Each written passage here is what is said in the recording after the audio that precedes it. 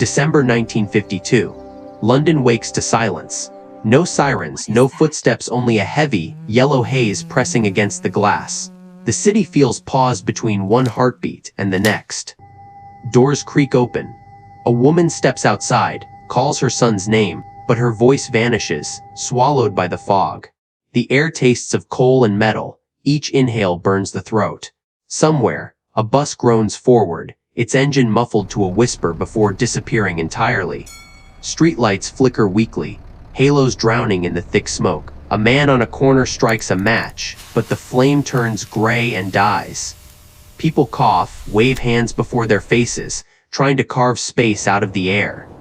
It's just weather, someone mutters, but the sky feels closer now, like it's leaning down to listen. From above, London has vanished, not destroyed, just hidden under its own breath. And beneath that silence, millions keep inhaling, not knowing that the air itself is killing them.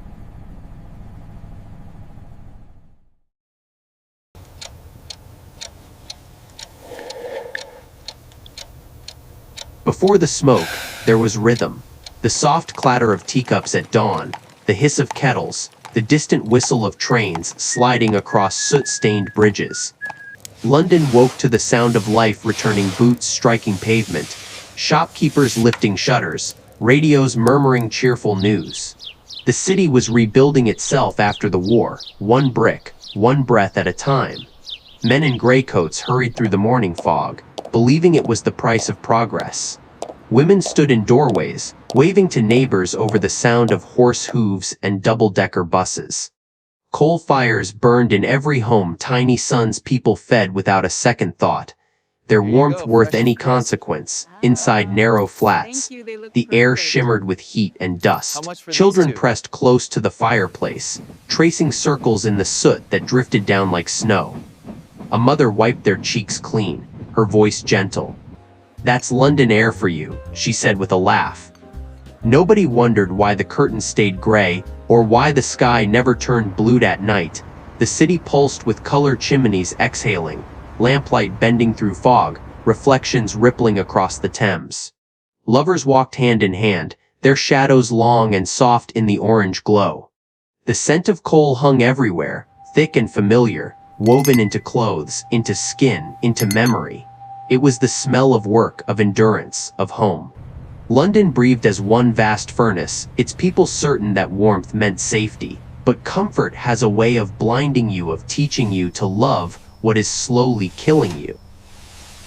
It began quietly. The wind stopped one morning, and the air felt thicker, heavier, as if the city itself was holding its breath. The milkman made his usual rounds, his cart wheels grinding softly against the damp cobblestones. The fog hung low and close, clinging to his coat like a living thing. At first, no one minded. London had always been gray, always wrapped in its own breath. Children still played in alleyways, their laughter muted, the sound dissolving before it reached the end of the street. By midday, the light dimmed though the clock said noon. Lamps flickered on early, halos of sickly gold in the haze. Shopkeepers leaned against their doorframes, peering out at streets that vanished a few feet ahead. One woman coughed into her scarf, a dry, rasping sound that echoed strangely. Another followed, then another. Still people smiled in passing, too polite, too proud to name what felt wrong. The British way was to carry on. By nightfall, the city was shrinking inside itself.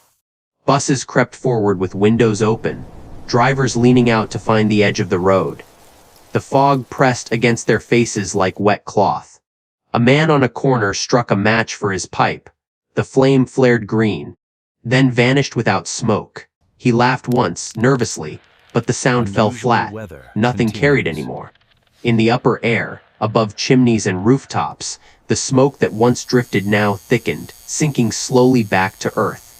It wrapped around London like a second skin, invisible hands tightening, turning breath into weight.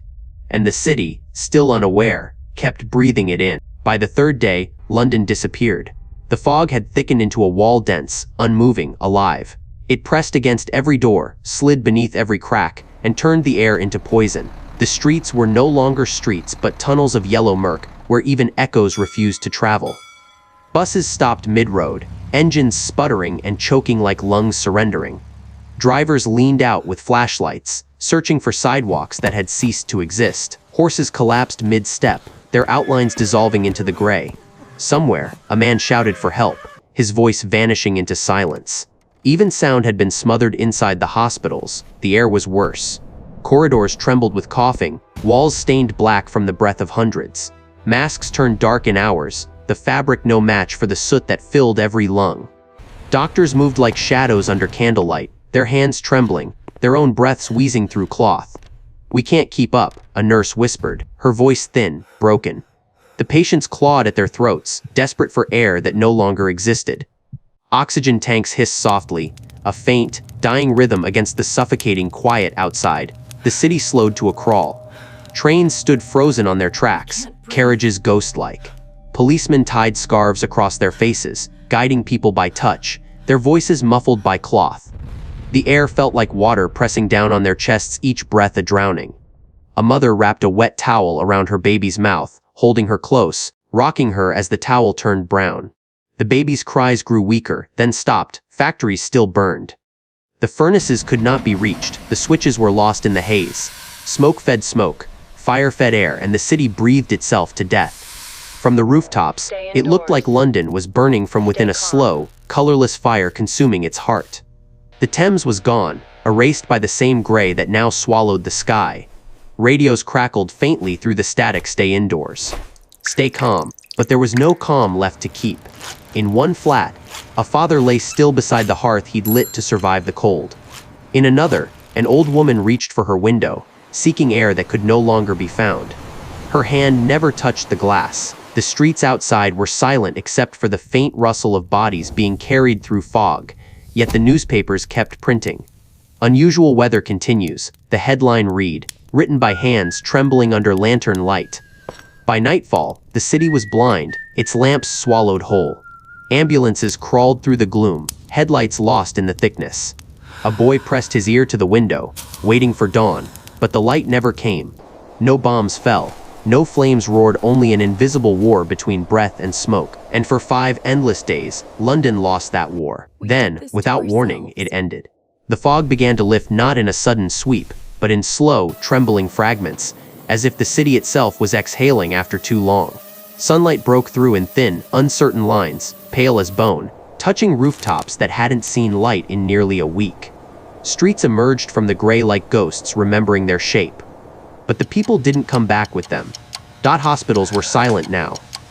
Beds stretched into corridors, sheets pulled over faces no one had time to identify.